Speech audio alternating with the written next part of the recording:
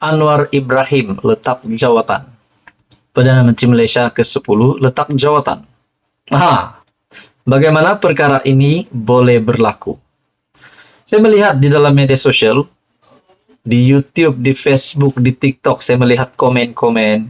Sudah pasti, setiap pemimpin yang dipilih, Perdana Menteri Malaysia yang dipilih, dari Perdana Menteri Malaysia yang pertama sehingga yang ke-10.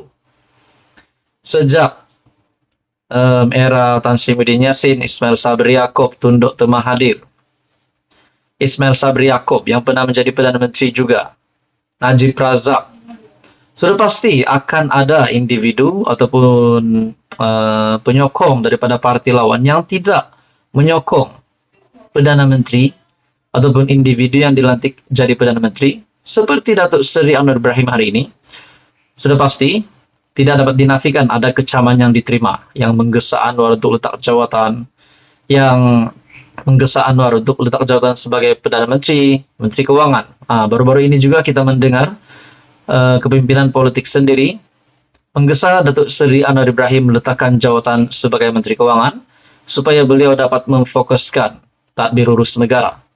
Nah, tuan-tuan dan puan, saya melihat di dalam sebuah video melalui salah satu pemerhati politik di dalam community YouTube saya yang berkata, kalau Datuk Seri Anwar Ibrahim letak jawatan, persoalan yang simple, persoalan yang saya rasa budak-budak pun boleh fikir, kanak-kanak pun boleh fikir.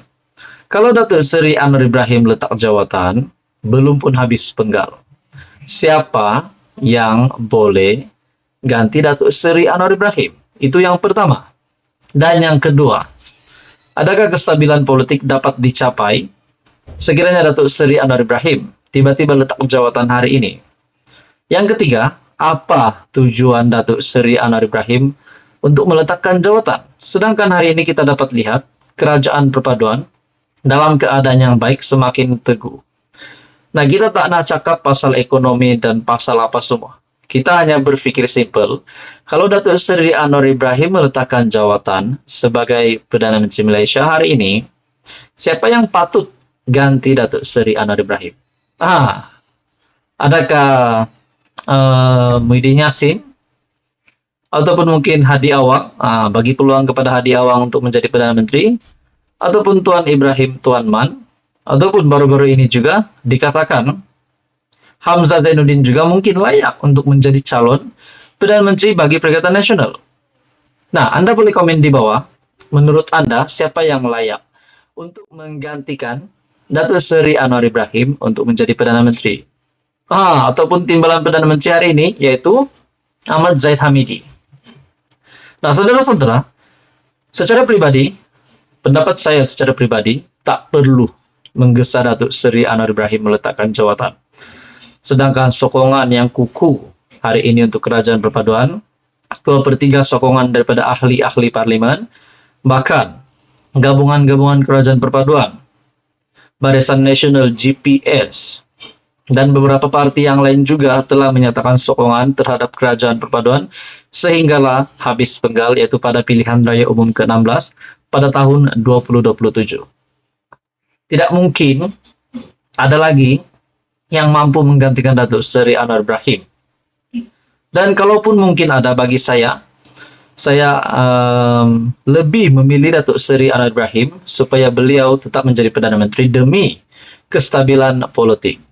Saya percaya juga Hadi Awang adalah seorang pemimpin yang hebat, Muhyiddin Yassin seorang pemimpin yang hebat, Hamzah Zainuddin seorang pemimpin yang hebat. Tetapi adakah yang di luar sana patut menggantikan secara drastik kedudukan sebagai Perdana Menteri? Nah, saudara-saudara, tuan-tuan dan puan, menurut Anda apa komen Anda? Teruskan bersama di dalam channel ini untuk info yang seterusnya. Muktamar PAS yang menjadi sebutan ramai juga berkaitan dengan tawaran kerajaan perpaduan supaya PAS menyertai kerajaan.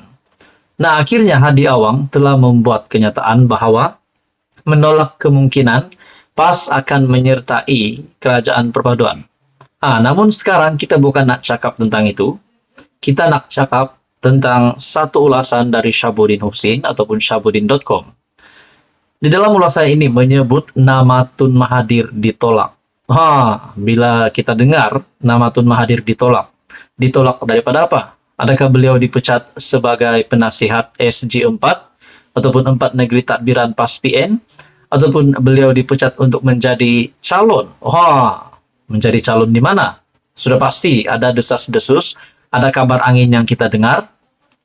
Tun Mahathir sekali lagi mempunyai harapan yang cerah untuk sekali lagi tampil di Dewan Rakyat menjadi ahli parlimen sekiranya beliau dicalonkan oleh PAS di pilihan raya kecil Kemaman, dan itu pun kalau beliau menang. Nah, tuan-tuan dan puan yang amat dihormati, satu ulasan dari Syahabuddin Husin, walau hadir muktamar PAS, Hadi Awang tetap tolak Tun Mahathir.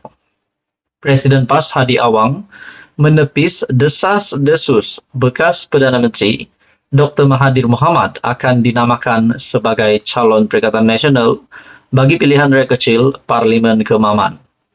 Tidak munasabah, kalau nak timbulkan biar munasabah, katanya pada sidang media di tepian Muktamar PAS ke-69.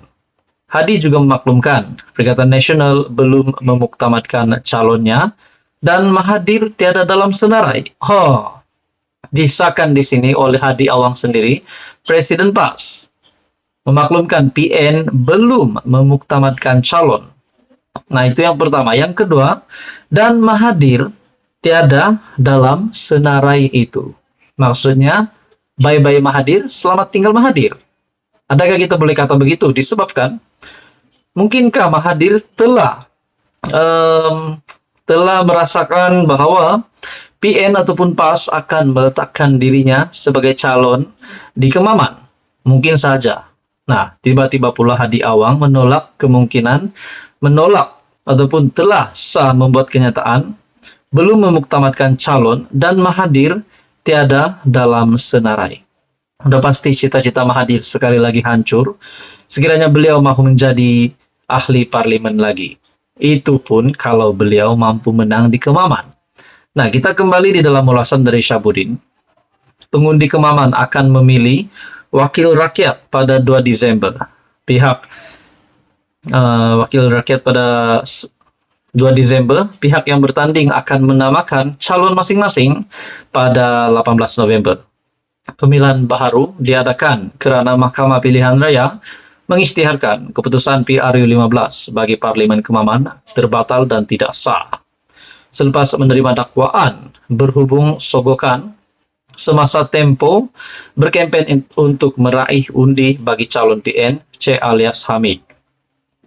Dalam pada itu, saudara-saudara, dalam perkembangan berkaitan bekas Perdana Menteri Dr. Mahathir hadir di Muktamar PAS yang berlangsung di Shah Alam.